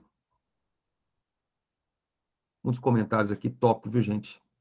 Vocês são maravilhosos. Show de bola.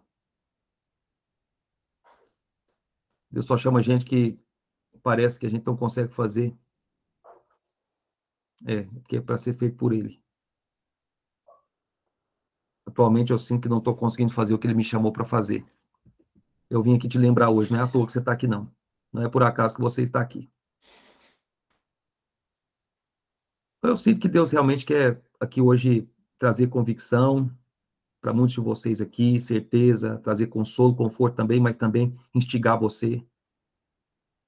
Você não está aqui vindo isso aqui só para não desistir. Tá? Eu quero te dizer isso. Você está aqui hoje para ir mais rápido e mais longe. Só não desistir, gente, é muito pouco. Você não nasceu só para não desistir. Você nasceu para ir muito mais longe.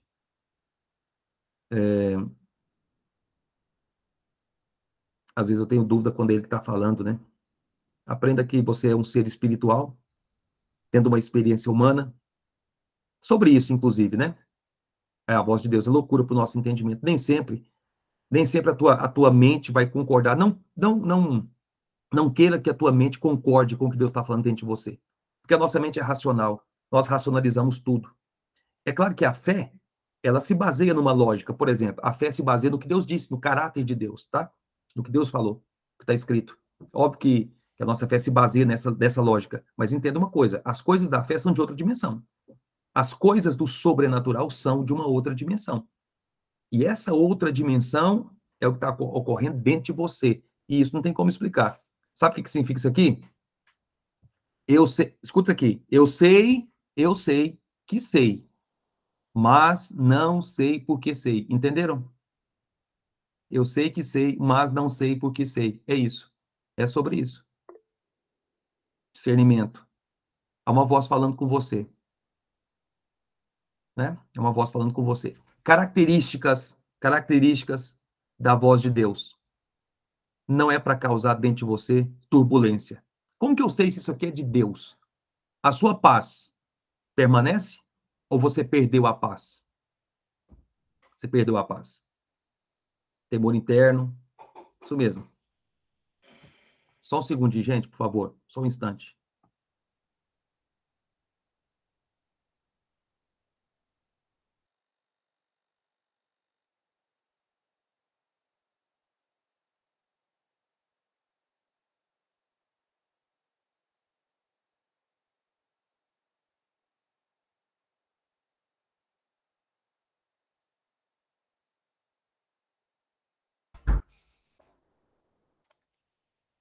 Voltando. Então, gente, olha aqui. Esse processo aqui é importante. Não vai contradizer a palavra, exatamente.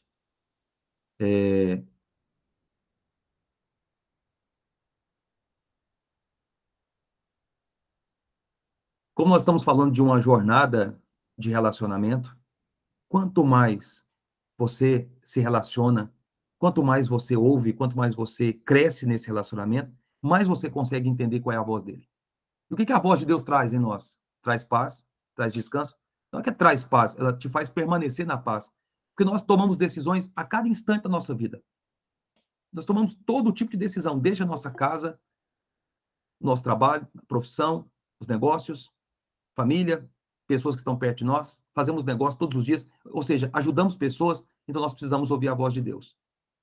Deixa eu até aproveitar e ler com vocês, se você puder, pega a sua Bíblia, por favor, deixa eu ler um versículo com vocês aqui, é um versículo muito poderoso, que está em Isaías. Se você puder, anota esse versículo aí, por gentileza. É uma convicção que você pode ter, uma certeza, tá? Você é um ser espiritual tendo uma experiência humana. E é por isso que você tem saudade, a sua alma tem saudade de coisas que ela nunca viu. Por quê? Porque você é de outro reino, de uma outra dimensão. Esse reino está sendo manifestado aqui hoje. Você é esse proclamador desse reino. Você é esse embaixador, esse general do reino, para proclamar essas verdades. E é por isso que tem coisas dentro de você que você às vezes vai falar para as pessoas, elas não entendem, porque elas são de um outro reino. Elas virão para esse reino que nós fazemos parte, em breve. Isso aqui é uma mudança de jurisdição. Jurisdição, você mudou de natureza. A natureza de Deus está em você agora, tá? Então, você como esse ser espiritual, e Deus é espírito, Deus fala com você por meio do espírito, não é um falar na sua alma, embora afete a alma, embora toque também as suas emoções, o falar de Deus é sempre de dentro para fora, e é no seu espírito, é aí que Deus fala, é aí que você tem comunhão, é aí que você se relaciona com Ele, é aí que você se deleita nele, é aí que você adora Ele, é no seu espírito. Então, tome muito cuidado, porque, de fato, tem inúmeras vozes falando com você, mas é importante que você credibilize, é importante que você seja confiável em uma voz, a voz do Pai. E aonde que Deus vai falar e como que Deus vai falar? Isaías, capítulo 50, versículo 4, um versículo aqui muito poderoso. Olha aqui, olha o que diz aqui o profeta. O Senhor me deu língua de eruditos, para que eu saiba dizer boa palavra ao cansado. Ele me desperta todas as manhãs o ouvido, para que eu ouça como os eruditos. O Senhor me abriu os ouvidos e eu não fui rebelde, não me retraí. Agora, gente, o erudito é uma pessoa que, né, que tem uma uma oratória, é uma pessoa que tem uma comunicação, uma pessoa que se faz entendido muito facilmente, uma pessoa profunda, é uma pessoa que aprende, uma pessoa que se, e vocês aqui são estudiosos, né, são professores, são mestres também, todos vocês aqui são formadores de pessoas. Como que são pessoas como vocês? Como que elas agem? Elas atentamente elas colocam seus ouvidos à disposição para aprender, sim ou não?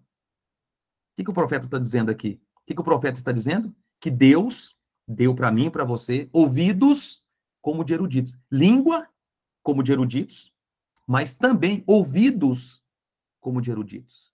Por quê? Quem para de aprender, para de ensinar. Você não pode ensinar se você não permanece aprendendo. Mas aqui que está a chave. Qual é a chave? Deus, me dá ouvidos para aprender. Me dá ouvidos. E se você pedir, ele vai te dar. Então, todas as manhãs, faça um exercício. É uma oração, gente, que eu faço direto. Eu faço essa oração, posso te dizer que quase todos os dias. Deus, me dá hoje ouvidos para ouvir. Porque nós precisamos ouvir. Nós temos que ser conduzidos por uma voz. Não é a voz de homem algum, é a voz dele. É a voz do amado. Nós temos que ser conduzidos por essa voz. Como que eu me reanimo ouvindo a voz? Como que eu vou saber o que eu devo falar? Ouvindo a voz. As pessoas que vocês lideram, pessoas que vocês convivem, pessoas que vocês fazem negócio, Deus tem elas nas palmas das mãos. Você quer saber algo a respeito dessas pessoas? Fala com quem as conhece, mais do que elas mesmas. Pede para Deus todos os dias, Deus me dá ouvidos para ouvir. Você quer resolver alguma parada, alguma treta na sua casa? Pois é, tem alguém que conhece essas pessoas mais do que elas mesmas. Quem é essa pessoa? Deus. Então fala com ele. Quando é que teus relacionamentos vão mudar? O dia que você falar com Deus sobre essas pessoas. Como crescer nisso? Pede para Deus. Deus, Senhor, fala comigo. Me dá ouvidos para ouvir. Em algum momento ele vai te falar por meio de sonhos.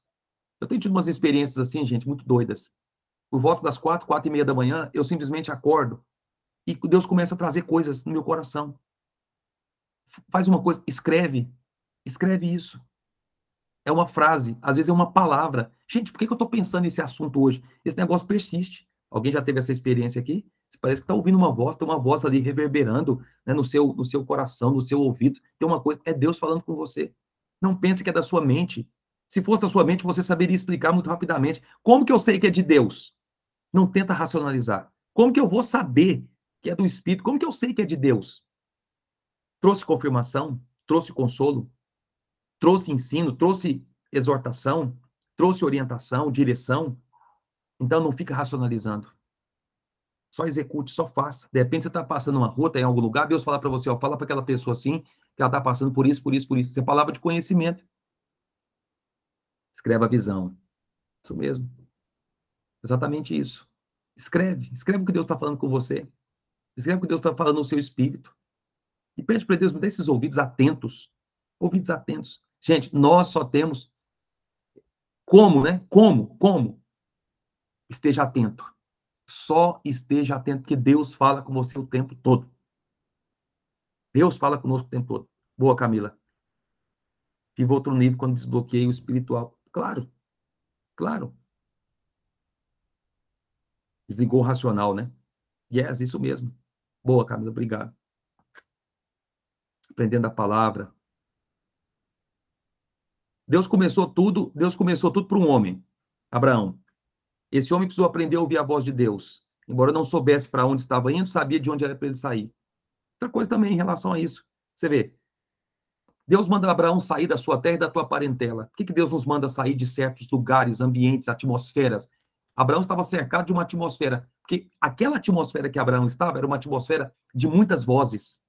Ele estava preso, ele estava bloqueado, estava travado ali. Então Abraão faz aquele lef-lehá, aquele mergulho para dentro, né? O mergulho da autoimagem, o mergulho do autoconhecimento. Abraão faz esse mergulho dentro desse projeto, e Deus fala para ele, olha, sai e vai para essa terra. Agora, Abraão, faz o seguinte, depois Abraão faz ali algumas conjecturas, né, alguns questionamentos com Deus em relação à sua descendência, como é que eu vou ser pai de nações se eu não tenho um filho sequer? Então vai ser o meu bastardo, o meu filho aqui, esse Damasceno, vai ser esse, né? Não, pera um pouquinho, Abraão, não vai ser não, eu vou te dar um filho. Eu vou te dar um filho, no meu tempo, no meu processo, da maneira como eu vou fazer. Aparentemente uma loucura, porque ele era já de 75 anos e a mulher estéril, né? Quando é que você encontra por aí na vizinhança, na comunidade, uma mulher depois de 75 anos e um homem de 99 tendo filho, né? todas as questões que a gente sabe como que funcionam as coisas. Quer dizer, impressionante. E aí, Abraão teve que aprender, mas olha o que Deus fez. Abraão, então sai. Sai. Olha as estrelas. Olha as estrelas. Ah, isso aqui é muito forte, gente. Isso aqui é muito forte. Eu dou uma palavra para vocês aqui hoje. Olha as estrelas. Você pode contar as estrelas? Você consegue? Deus levou Abraão para ter uma visão, uma dimensão assim, ó, uma dimensão, sabe, de coisas que estavam lá no coração de Deus. Deus estava procurando um homem para o qual ele pudesse mostrar essas coisas. Querido, escuta o que eu vou te falar. Deus está só procurando um homem e uma mulher para quem ele possa mostrar as coisas grandes que ele quer fazer. E se Deus mostrou para você, não se detém no teu caminho. Se Deus está mostrando para você, só vai. Deus está dizendo para você hoje também, olha para as estrelas. Olha isso, aí vai ser sua descendência. Você consegue contar as estrelas, meu filho? A gente não consegue contar nem as galáxias. E dentro delas tem centenas de milhões de estrelas, infinitamente maiores do que o nosso Sol, para você ter uma ideia. Olha a grandeza disso. Deus estava dizendo para Abraão, Abraão, eu estou criando em você uma mentalidade maior. Você estava num lugar que a tua mentalidade era pequena. Abraão, você estava num lugar que você racionalizava. Abraão, você estava num lugar limitado, preso, bloqueado. Agora eu estou te levando para sair desse lugar, dessa atmosfera, e olhar para os céus e contar as estrelas, porque é isso que eu vou fazer. E eu quero que você escreva uma coisa aí, ó. Sabe o que Deus estava fazendo? Criando uma visão tão grande em Abraão, daquilo que ele ia fazer. Deus também te tira e te leva a contar as estrelas para criar na tua vida também uma visão muito grande daquilo que ele vai fazer em você e através de você. Porque começa assim. Deus faz em você e depois ele faz através de você. Deus não vai fazer nada através de você se antes ele não fizer em você. Viu? Ele faz em você e depois ele faz por meio de você. Aí Deus estava dizendo para Abraão assim, olha, sai, vai contar as estrelas. Aquele céu estrelado, eu fico imaginando aquela coisa linda, Deus mostrando, Abraão, olha isso aqui. Você consegue? E Deus criando aquela coisa dentro de Abraão. Sabe o que é isso? Deus estava dizendo assim, Abraão, esse é o seu futuro. Cara, eu quero dizer para vocês aqui agora, eu sinto falar isso para vocês aqui, ó. Cada um de vocês estão aqui nessa manhã à toa, não. Meu coração está queimando para falar isso para vocês aqui. Deus estava dizendo para Abraão assim, Abraão, esse aí é o seu futuro. Esse aí é o seu futuro. Você gostou dele? Então vai para lá. Eu quero que você escreva uma coisa aí, ó. Eu vi meu futuro. Gostei dele. E é para lá que eu vou. Deus estava dizendo para Abraão, Abraão, olha aí. Olha as estrelas. Hoje Deus está dizendo para você que nessa manhã, ó. Você viu o seu futuro? Você viu? Deus te mostrou o seu futuro? Você gostou dele? Então vai para lá. Então vai para lá. Aí Abraão tem todo aquele processo do filho, Isaac. Deus começa com um homem. Aquele homem se torna uma família. Daquela família, Deus faz um povo. Daquele povo, Deus faz uma nação. Olha o processo de Deus. É isso. É isso. Você viu o seu futuro? Gostou? Então começa a caminhar na direção dele. Começa a caminhar na direção dele. É para lá que você está indo. Rompe com o saudosismo. Rompe com o passado de uma vez por todas e vai. É para o futuro, é para frente. Deus começa com um homem. Depois tem todo aquele processo de Isaac, filho da promessa. Jacó. Não vou me deter nesse aspecto aqui, mas eu quero só fazer um comentário aqui sobre o sacrifício, tá? De Isaac. Você vê, depois de todo o processo, passam-se cerca de uns 25 anos, tem todas aquelas situações, aquelas tretas ali de Abraão. Eles têm Isaac, que é o filho da promessa. Engraçado, né? Deus não mudou o nome de Isaac. Deus mudou o nome de Abraão, pai de Isaac. E depois Deus mudou o nome do filho de Isaac, que foi Jacó. Mas Deus não mudou o nome de Isaac. Isaac é o filho da promessa. Tá? Então é uma coisa assim intrigante, né? Uns Deus muda o nome, outros não, nesse sentido. Porque Isaac era alguém que nasceu para receber. Você é Abraão, você, em outros momentos, você é Isaac, em outros você é um Jacó, que Deus transforma em Israel. Nós temos ciclos na nossa vida. Ciclos na nossa vida. E cada vez que você cada vez que você está diante de um novo desafio, você vai ter uma jornada de Abraão, você vai ter uma jornada de Isaac, e você vai ter uma jornada de Jacó que se torna Israel.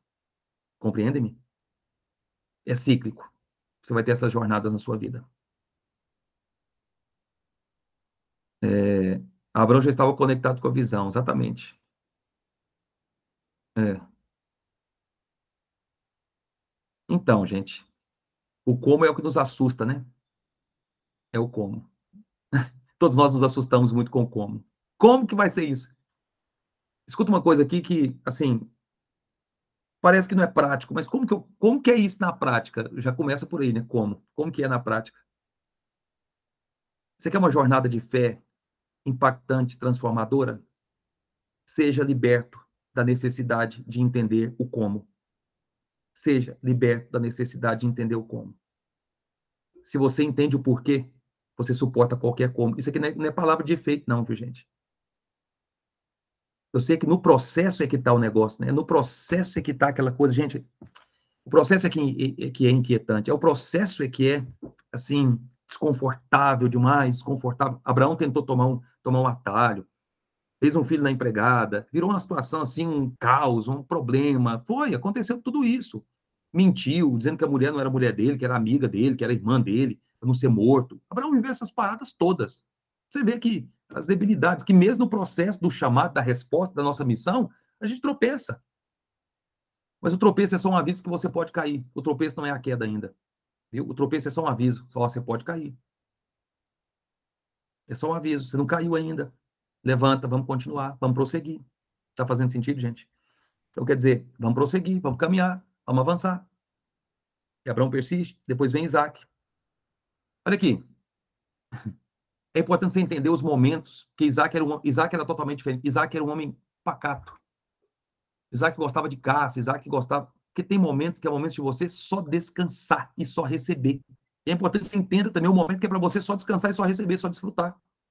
Então Deus vai colocar nas mãos de vocês todo tipo de riqueza em várias áreas para o seu desfrute, para o seu conforto, tá? Para o seu transbordo, para servir, para criar plataforma, para criar ecossistemas, para abençoar sua família, essa nação. Deus vai te dar isso, já te deu isso, já está pronto. É uma questão de apropriação. Então, quando chegar, aprenda a desfrutar. Quando aparecer, aprenda a desfrutar e não se desculpe por nada. Não se desculpe por nada. Isaac é aquele típico cara que ele desfrutava. Isaac desfrutava. Depois veio Jacó, né? O usurpador, o enganador. Aí Deus quebra Jacó, toca na coxa de Jacó, que é assim que Deus faz, viu? Jacó tem um código interessante. Toma muito cuidado com gente que não manca. Eu vou te explicar isso aqui. Deus tocou na coxa de Jacó, desconjuntou ele. Lembra que Jacó teve uma luta com o anjo? Né? E aí, por que Deus tocou na coxa de Jacó? Porque era o ponto mais forte. A sua coxa, aqui, ó, é a parte mais forte que você tem no seu corpo. A sua parte mais resistente. E Deus tocou nessa parte. Para Deus fazer algo na nossa vida, muitas vezes ele vai ter que tocar na nossa parte mais resistente, na nossa parte mais endurecida, para colocar as marcas dele ali. Então Deus, ele é tão amoroso conosco que ele nos desconjunta também em muitos momentos para tocar nessa parte ali mais resistente em nós, para aquela área que impede o agir dele em nós. Mas Jacó foi honesto, foi sincero, eu não vou deixar esse anjo embora até que ele me abençoe. E o anjo abençoou ele. O que o anjo de Deus falou para Jacó? A partir de hoje você não vai ser mais Jacó. De que é Jacó? Usurpador, enganador e mentiroso. Deus mudou o nome dele. Para quê? Israel, príncipe. Príncipe. Deus te conhece pelo novo nome que ele te deu. Você não tem passado, esquece. Seu passado é só para os livros, tá? Seu passado é só para os livros, para mais nada. Você não tem passado. Não tem passado. Celebra suas conquistas. Lembra de onde Deus tirou você. Como que é a tua vida hoje. Beleza. Mas Deus não se lembra. Tá? Deus não se lembra. Escuta uma coisa aqui, ó. Deus é um Deus que lembra e Deus também é um Deus que esquece, sabia? Esquece. O que Deus se esquece? O que Deus se esquece? Dos seus pecados. Isso mesmo. Todo mar do esquecimento. Não pesque lá mais. Deus se esquece o seu passado, mas se lembra das promessas que ele te fez. Tem coisa que você carrega desde a tua infância. Você não sabia que era Deus, mas é. Tem coisa que você carrega, sonhos, projetos, visões que Deus te deu quando você era adolescente. Você estava distante, você nem cria, você nem acreditava. Mas foi Deus que colocou dentro de você e permanece até hoje. Você não sabe por quê. Você não sabe. É, de repente, aquele desejo inquietante, né? Não sei por quê, mas eu tenho uma vontade de ajudar as pessoas desde quando eu era criança, adolescente. Pois é, foi Deus que colocou. E é por isso que ele não tirou. E ele está lembrando você hoje. Lembra daquilo que eu te falei quando você tinha tal idade? Lembra disso? Há 10, 15, 20 anos atrás? Você nem fazia ideia. Pois é, era eu. Agora que você está aqui nesse movimento, eu estou cercando você de pessoas, de situações, e que você está lembrando gradativamente de tudo que eu tinha te falado. E você não acreditava, você não cria, mas era eu. Porque Deus já é o protagonista da tua história antes de você nascer. Eu quero que você se lembre disso. Deus já é o protagonista da tua história antes da fundação do mundo. Você já estava lá nos planos dele. Tá? Deus não ama você o dia que você foi lá e se rendeu e se entregou, não. Ele ama você desde sempre. Ele te planejou antes dos seus pais imaginarem, pensarem em ter você. Ele já tinha pensado em você. Essa é a história de Isaac, o filho da promessa, o que recebe. Deus lembra das promessas, mas esquece das suas falhas. Deus não consulta seu passado para descrever seu presente nem o seu futuro. Tá? Não há recordações. É uma santa e divina amnésia que Deus sofre. Beleza. Tem Jacó. De Jacó, o homem torto, estranho, Deus transforma ele em príncipe. Beleza. De Jacó, nós temos uma família. Uma família. E aqui, Jacó tem 12 filhos, se torna um homem muito rico. E no final da sua vida, Jacó decide descer para o Egito. E eu estou aqui quase já concluindo nosso período aqui hoje. Mas aguenta só um pouquinho, para a gente poder concluir isso aqui. Então, veja bem, lá atrás, tudo começou com um homem, depois se tornou uma família, e agora vai se tornar um povo. Eu vou te falar, o projeto de Deus com você, viu? É com você, é com a sua família, e com o povo que você vai gerar, criar. Você aqui você é um líder de um QGR, você é um roteador de um QGR, você vai começar a liderar, ou lidera a empresa, lidera negócio, lidera a sua comunidade, lidera algo, enfim, não importa. Deus entregou algo para você estar à frente, conduzir. Ele começou com você, mas tem a ver com muito mais gente que ele vai reunir, tá? Tem a ver com muito mais pessoas que ele vai juntar até você. Pessoas que não têm povo, não têm destino. Por que você está tão cercado de gente? Porque agora você está encontrando seu destino, tá? Quando você encontra seu povo, você encontra o seu destino. Quem que é seu povo? Primeiro, os da sua casa. Depois, pessoas próximas, amigos, irmãos, família. Quem mais? Gente que você vai treinar, gente que você vai conduzir, gente que você vai orientar, gente que você vai servir, gente que você nem conhece. E nem conhecem você. Deus vai cercar você dessas pessoas. Então, veja bem, ó, um homem, uma família, um povo e agora uma nação. Porque em Jacó, ele desce para o Egito com 70 pessoas. José já estava lá. Não vamos ater aqui, não dá tempo, mas José já tinha descido para o Egito, você conhece a história toda. José foi vendido pelos seus irmãos. E só um detalhe que eu quero falar aqui a respeito de José. Só um detalhe a respeito de José aqui é o seguinte. Quando José vai para o Egito, aquela situação toda, ele é vendido pelos irmãos, e José foi um cara que, assim, você que está aí tendo problema, gente te criticando, gente te perseguindo, gente falando um monte de coisa de você, enfim, não importa. José, ele teve sonhos, né? Deus mostrou para ele o sol, a lua e 11 estrelas se prostrando diante dele, mas aquilo cumpria todo um plano, né? Que Deus iria depois preservar essa nação que eles iriam formar, que era Israel, lá naquela terra, no Egito, um tempo de sequidão, de aridez. E aí o que acontece? José, ele vai para o Egito, vai para a prisão. Você não vê José reclamando em momento nenhum. Em momento nenhum.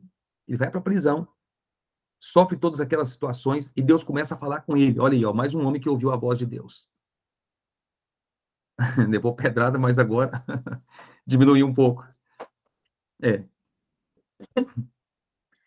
Desculpa. Eu entendi uma coisa em relação a essa questão das pedradas. Escuta o que eu estou te falando, você vai se lembrar depois. As mesmas pedradas que você toma hoje, que você sofre hoje, são as mesmas mensagens que você vai ouvir depois. O endereço é o mesmo, viu? O endereço é o mesmo. As pedradas de hoje vão ser as mensagens do WhatsApp de amanhã, tá? Então, não se importa com as pedradas, não. Abençoa. Oh, beleza, conta comigo, tamo junto, imagina. Porque essas pedradas de hoje vão ser torpedos amanhã. Me ajuda, me socorre. O que você está fazendo? Me leva junto. É assim que acontece, tá? Eu tive essa experiência e tenho direto. É assim que acontece. Ó, lembra de mim. Ah, você falou aqueles negócios aqui, eu não entendi nada, eu te critiquei, falei um monte de coisa, me desculpa. O que você está experimentando? Estou percebendo que você está diferente. Desmoronamento de terras. Tem dia que é noite, né, gente? Tem dia que o pau quebra, tem dia que as pessoas vêm assim, querem tirar de você tudo. Já aconteceu e vai acontecer mais ainda. As pessoas, na verdade, elas criticam, mas eu vou te dizer, elas querem estar perto de alguém que viu algo. Você viu algo, Deus te mostrou algo. E elas criticam porque elas não viram a mesma coisa que você. Mas quando elas virem o que você está vendo, acabou. Então, só para a gente prosseguir aqui. Em José, você vai perceber um padrão de um homem sensível à voz de Deus. Deus deu sonhos para José. E é interessante que quando José ele vai conversar com o faraó muda o nome de José também. José, lá no Egito, ele tinha um outro nome. O nome de José no Egito, o nome de José lá no Egito, dado pelo faraó, era Zafenat Paneá. Zafenat Paneá era o nome de José. Por quê? O que significa Zafenat Paneá? Aquele que acrescenta. Aquele que acrescenta. José estava na prisão, ele teve sonho lá do padeiro, do copeiro. Aí ele falou para eles, olha, lembra de mim, viu? Quando você estiver lá perto do faraó. Eles esqueceram de José 2 anos. Até que um dia o faraó teve a visão, o sonho dos 7 anos de escassez. Por quê? A gente às vezes fica querendo ser lembrado em algum momento, por alguma situação ou alguma oportunidade que nós aguardamos. Mas eu vou te dizer, as pessoas podem se esquecer. Deus não se esquece. Deus não se esquece de você. Quando as pessoas se lembram, se aquele copeiro tivesse se lembrado de José imediatamente, talvez o máximo que José teria era a cozinha para trabalhar. Tá? Se o copeiro, de repente, lembra, ó, tem um cara aqui, vou colocar ele para trabalhar comigo na cozinha. Mas, depois, Deus fez o faraó sonhar. E aí, quando Deus entra na parada, quando Deus entra na jogada, não é a cozinha, é o palácio, é o governo da nação. Entendeu? E aí, depois, o faraó tem um sonho, aí ele se lembra, oh, tem um cara na prisão, a gente já teve vários sonhos lá, e esse cara, né, interpretou, ele trouxe, tá, beleza, traz ele, mandar levar José. O faraó bateu o olho em José, contou o sonho, José decifrou todo o sonho do faraó, o faraó falou, não, eu tenho que ter esse cara perto de mim. Trouxe José para perto dele. O faraó foi e mudou o nome dele. Zafenat Paneah, aquele que acrescenta. Eu vou te dizer uma coisa, querido. Recebe isso aqui. Olha, Deus se lembra de cada detalhe, cada promessa que ele te fez. E ele vai te colocar em posições, em lugares. Quando você chegar lá, alguém vai reconhecer. Aqui está alguém que acrescenta. Cândida, aquela que acrescenta. Salatiel, aquele que acrescenta. Leonardo, aquele que acrescenta. Deus vai te colocar em posições, em lugares, em situações em que as pessoas vão ter que reconhecer. Essa é uma pessoa que acrescenta. Nós não falamos muito a respeito dessa parada de gerar valor, de agregar valor? Pois é. Você vai agregar por quem você é. Tanto pelo que você faz, mas principalmente por quem você é. Você vai chegar e as pessoas vão reconhecer, puxa, mudou o ambiente. José entrou ali na corte do faraó, se tornou o primeiro-ministro dos Estados Unidos da América da época. Pronto. Acabou. Depois, o que acontece? Os irmãos de José vão ter com ele, porque era um tempo de escassez na terra que os irmãos e o pai viviam. O pai pensava que José já teria morrido. Mas não. Eles descem lá para o Egito. 70 pessoas, e eles vão se encontrar agora com José. Olha outra coisa interessante também. Você pode ler isso depois lá em Gênesis, a partir do capítulo ali 39, mais ou menos. E aí, quando os irmãos de José chegam no Egito, José reconhece os irmãos dele, só que agora os irmãos de José não entendem o que ele fala. Que coisa? Tem gente que você convive que em 6 meses ou 1 ano não entende mais o que você fala. Não entende. A linguagem mudou. Quando Deus muda teu nome, ele muda a tua identidade, mas também muda a tua linguagem. E eu não estou falando de linguagem religiosa, não estou falando nada disso, não. É a linguagem de alguém que sabe quem é, para onde está indo e aonde está. É a linguagem de gente que tem convicção, sabe que voz tem ouvido. É uma linguagem, sabe? Gente, mas você está falando de umas coisas assim muito doidas. Você está falando de umas coisas que assim, nossa, eu não estou te entendendo, não. Pois é, aconteceu isso com José também. Os irmãos de José não entendiam o que ele falava.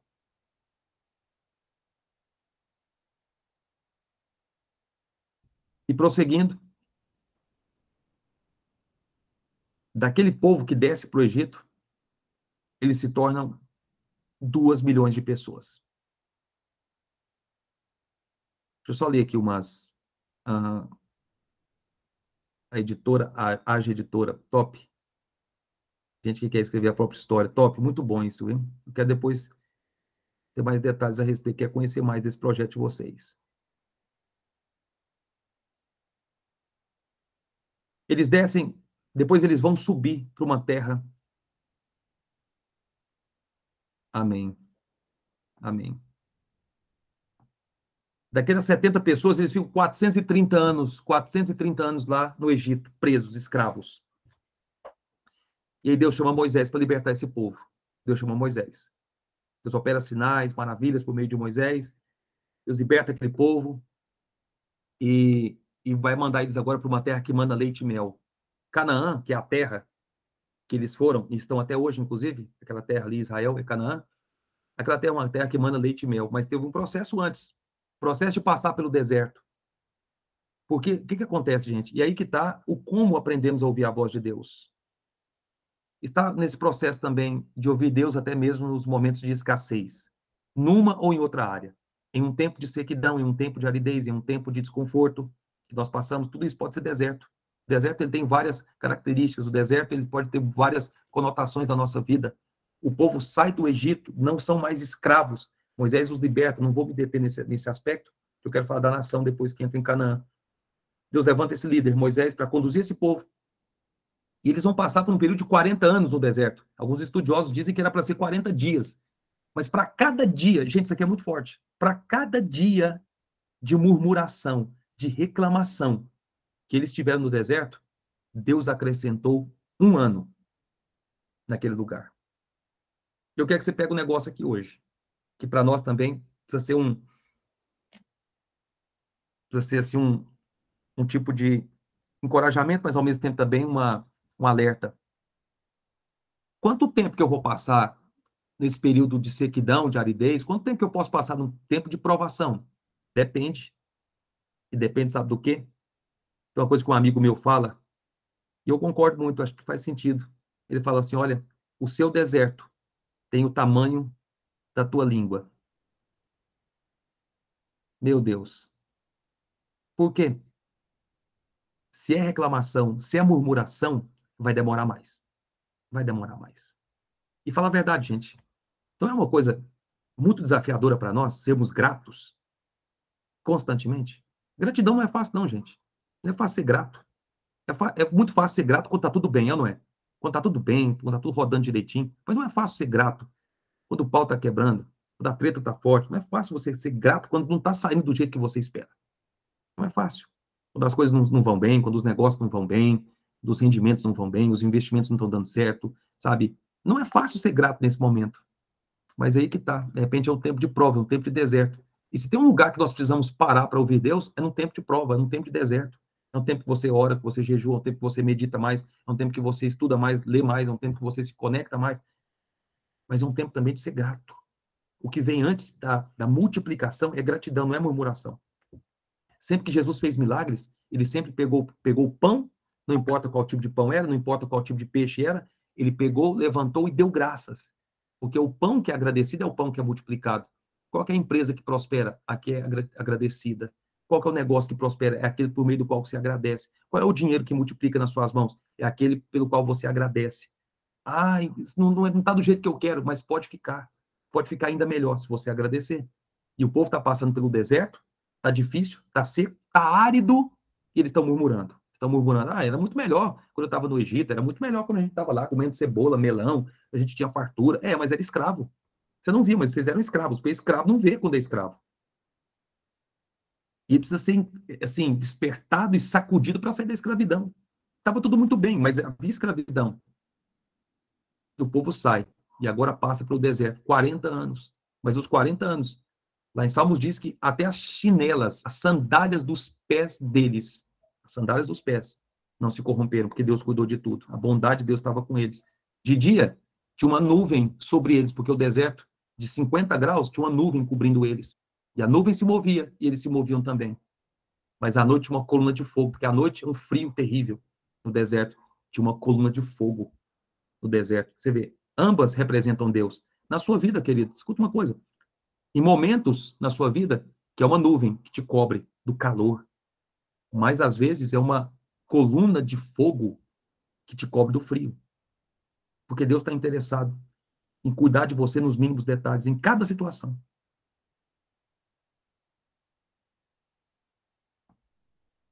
Pessoal, nós paramos aqui no deserto, então, tá bom? Eu sei que vocês podem estar cansados já, daqui a pouco já é hora de organizar para almoçar, talvez muitos até nem tomaram café, mas quero aproveitar a ocasião desses 10 minutos finais aqui, para deixar vocês também compartilharem algo, falarem algo aí que de repente você gostaria. Podem ficar à vontade, viu? A gente vai continuar daqui depois, eu acho que vale a pena, quem sabe, semana que vem a gente fazer outra jornada dessa aqui.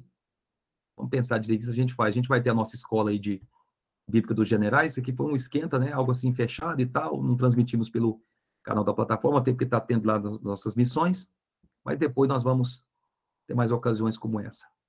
Alguém gostaria de falar algo?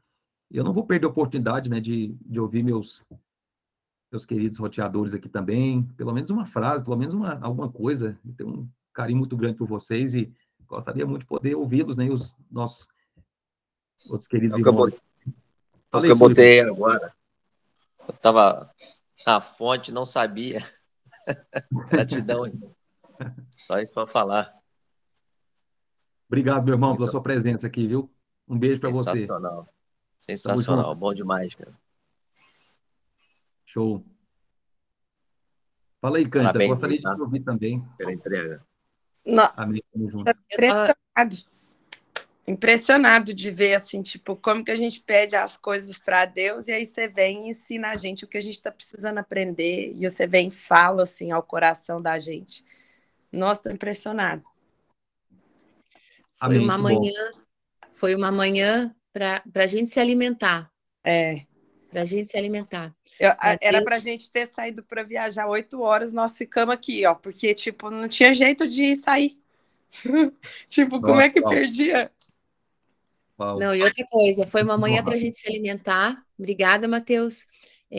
Foi uma manhã assim de certezas assim do que Deus tem para. Eu acredito, eu vou falar em meu nome, mas eu acredito que tem a validação de todos aqui do que tem do que Deus tem para a vida de cada um aqui. Eu tinha me arrumado para entrar, para não ficar. Quando eu estava pronta para entrar, você começou a falar umas coisas assim que, meu Deus, mexeu tanto comigo, eu desmoronei tudo de novo.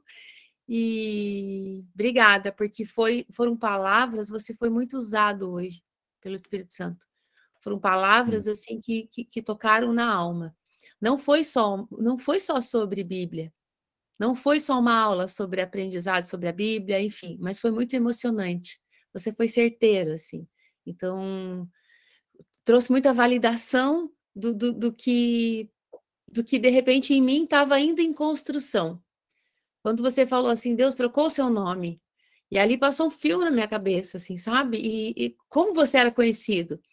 E aí eu lembrei, vou cuidar, respirar fundo aqui, encorar para não chorar de novo, para não me emocionar de novo. Mas assim, eu lembrei tudo que eu ouvi, sabe? E quando você falou também, os pontos mais importantes, assim, quando você falou assim, Deus não escolhe a todos. O chamado não é para todos, é um despertar e não é com todos. E quantas vezes eu imaginei, eu falei assim, o que eu estou fazendo aqui? Tanta gente mais capacitada que eu, tanta gente que tem muito mais entendimento, mais discernimento da palavra, está muito mais pronto, sabe? E hoje você trouxe uma certeza assim no meu coração. Então, para mim, essa aula foi uma virada de chave. Obrigada de coração. Eu que agradeço você, Cândida, por ter participado. Me honrou muito sua presença aqui, viu? Aprendi muito contigo. Conta comigo sempre. Muito bom. Alguém mais quer falar alguma coisa, gente? Para a gente fazer o momento aqui final. Eu que agradeço vocês todos, tá bom? Gratidão a todos. Muito bom. Da mamadeira. Obrigada. Só obrigada. Obrigada mesmo. No fundo do coração. Tamo junto, viu? Tamo junto, Jack. Tamo junto mesmo. Conta comigo. Obrigado a todos vocês, viu, queridos? Obrigado, Márcia. Leonardo, Jean, Carla, Rebeca, Jaque também, Cido, Sullivan, Dani, Camila, obrigado, Deb, Laura, Cris, Lorena, muito obrigado. Alexandre também, um abraço para vocês aí, façam uma boa viagem. Salatiel, Cândida, muitíssimo obrigado. Adrian, nos vemos na próxima, tá bom, queridos? Eu acredito muito com vocês e contem conosco sempre. Deus abençoe o seu dia. Essa aula vai ficar gravada. Rebeca, um abração para a Rebeca. Essa aula vai ficar gravada, eu vou mandar para vocês o link depois. Oi? Matheus? Oi. Bom dia. Bom dia. Senti de orarmos por você, se assim você permite. Ah, claro. Por favor, por favor. Desculpa, gente, estou bem gripada, mas vamos lá. Eu queria dizer que você foi uma bênção na minha vida hoje. Não estava programada a entrar, mas o Espírito Santo nos capta, né? Glória a Deus por isso. Amém. Senhor, Obrigado. muito obrigada pela vida do Matheus. Pai, grandes coisas o Senhor tem feito através da vida dele. E eu pude presenciar isso nessa manhã. Obrigada, Senhor, porque o Senhor tem colocado sonhos no coração desse homem que vai realmente alcançar nações. Obrigada por poder estar participando desse projeto, Senhor. Porque eu sei que grandes coisas também nós temos que aprender com ele. Obrigada, Senhor, por entender que através da gratidão é que o Senhor multiplica. Muito obrigada, Senhor, por cada um que participou.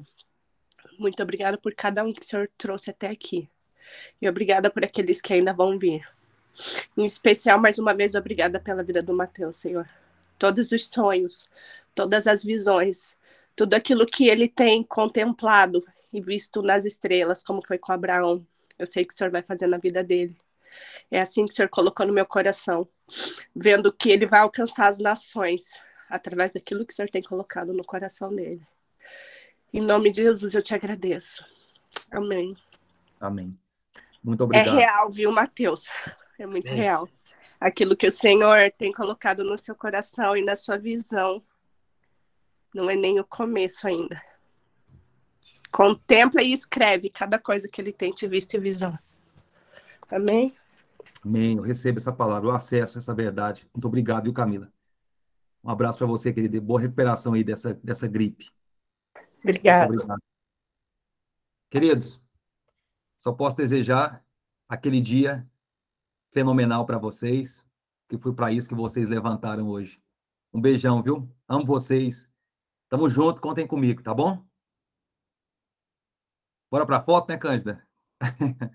Abra sua câmera aí, se você puder, querido, só para a gente fazer aquela foto. Alguém faz a foto para nós aí? Alguém faz aí?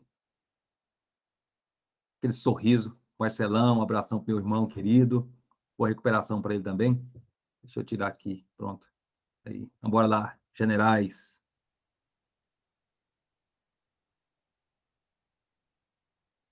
Aí, fechou? Tirou aí? Eu mando lá no grupo para vocês. Obrigado, gente. Um abraço, tá? Fiquem com Deus. Bom domingo.